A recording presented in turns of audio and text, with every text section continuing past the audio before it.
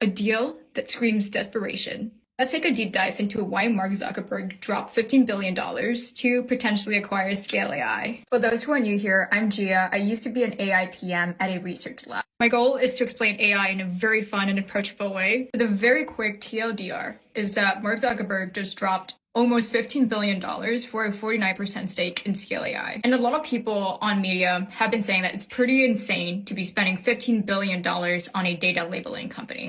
But at the same time, we know that Mark is extremely great at acquisitions. And as someone who has worked at a research lab before, there are sort of three core pillars to building superintelligence. The first is compute, and compute is pretty table stakes, as we've seen. The second is algorithm, or DeepSeek. At the time of launch, DeepSeek did not just only beat OpenAI's O1 on key benchmarks.